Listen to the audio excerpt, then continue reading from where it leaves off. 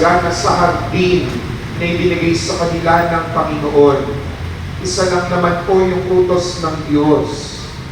Huwag kakainin ang bunga ng puno na nasa gitna ng halamanan.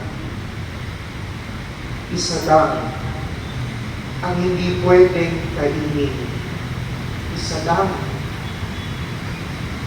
Lahat pwede. Isa lang ang hindi pwede. Isa lang ang ibinigay na limitasyon ng Diyos. Lahat pwede mong gawin. Huwag mo lang kakainin. Yung bunga ng puno na nasa gitna ng halamanan. Pero alam natin na naging takbo ng kwento. Kahit mayroon na ang lahat, pinili pa rin nilang sumuway. Pinili nila na maging makasarili. At simula noon, hanggang ngayon, ito din po yung dahilan ng kahirapan at gulo sa buhay nating mga tao. Bakit po may korupsyon? Hindi po sa gobyerno lang, sa buhay natin. Bakit may korupsyon sa buhay ng bawat isa? Kasi mayroon naman ng sapat at kung minsan ay sobra, pero mas gusto pa ang higit. Ang kinin kahit ang hindi naman sa iyo, nakalaan sa iba, pero gusto mong sa iyo. Iba yun naman yung kwento ni Adan at ni Eva, nasa kanila ng lahat. Sa Diyos yung nasa gitna eh.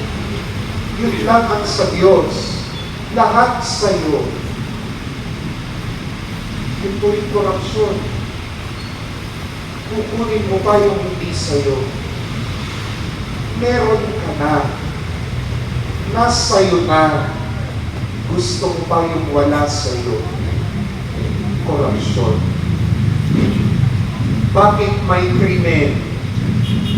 Criminality. Kasi ang laging hinahanap ng tao yung wala. At hindi pinahahalagahan ang meron. Kukunin ang para sa iba, nanakawin ang hindi nakalaan sa sarili, gagamitin ang kapwa para sa sariling kagustuhan. Krimen.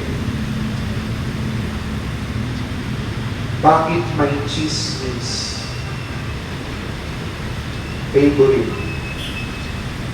Favorite natin. Oy, tayo aminin. Kunwari, mabait. Pero nagchichismis. Naninirang uri ng tahimik. Bakit may chismis? Bakit may paninirang uri? Kasi hindi pa kontento sa sariling kwento ng buhay. Kaya kahit buhay ng may buhay, pilit panghilimasukan. Pagkwentuhan mo yung buhay mo, ang buhay ng iba. Ang daya mo eh. May kwento ka ng sarili mong buhay eh. Bakit buhay ng iba ang gusto mo? Pagkwentuhan. Makasarili ka. Pakikwento ng iba, gusto mo ikaw ang nagkikwento. Chismis. Paninirang pool. Bakit hindi nagbabago ang kalakaran ng pamumuno sa ating lipunan? Bakit? Tayong bumoboto, bakit? Sige. Tayong sumagot yan, tayong naglagay dyan eh. Bakit? Sagot! Huwag niyong sisihin ng iba. Ganyan kayo eh. Pagpalpak yung pinili nyo, sisi sa iba. Mali. Mali. Ang kinin nyo, kumuha kayo ng batong ipupukpok sa ulo, ipupukpok nyo sa iba. Hindi. Bakit? Sagot po. Sumagot kayo.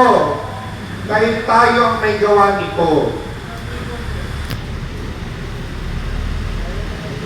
Bakit? Bakit nga ba? Nasaan ako? Nawala.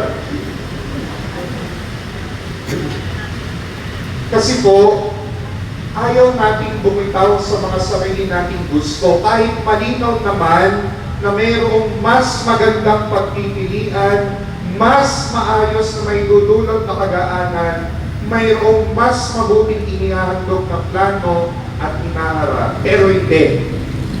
Kung sinong gusto ko, yun. Mga sarili ka. Sarili ko lang inisip mo.